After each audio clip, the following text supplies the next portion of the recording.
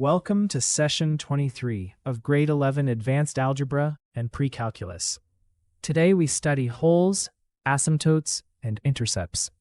The focus is to distinguish removable discontinuities from vertical asymptotes and locate intercepts accurately. By the end, you should be able to do these three things. 1. Factor first before graph analysis. 2. Identify wholes from cancelled denominator factors. 3. Identify vertical asymptotes from remaining denominator factors. A cancelled factor and an uncancelled factor mean different graph behavior. A denominator factor that cancels creates a hole. A denominator factor that remains creates a vertical asymptote. This distinction is central to rational graph analysis. Analyze f of x equals x minus 1 times x plus 2 over x minus 1 times x minus 4. The factor x minus 1 cancels, so x equals 1 is a whole.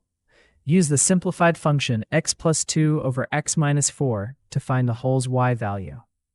At x equals 1, the y value is 3 over negative 3, or negative 1. The remaining denominator gives a vertical asymptote at x equals 4. The x-intercept comes from the numerator that remains. In the simplified function, x plus 2 equals 0. So the x-intercept is negative 2, 0. The y-intercept comes from x equals 0.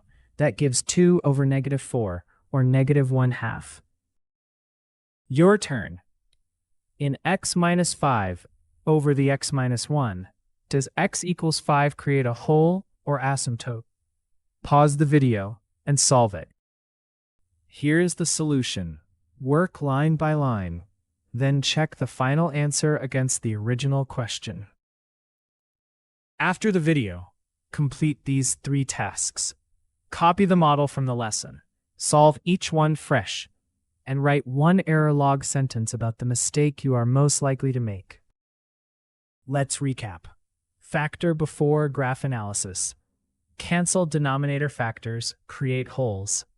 Remaining denominator factors create vertical asymptotes.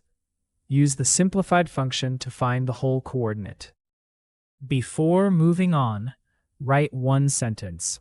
The step I must protect is that small reflection turns the video into real self-learning.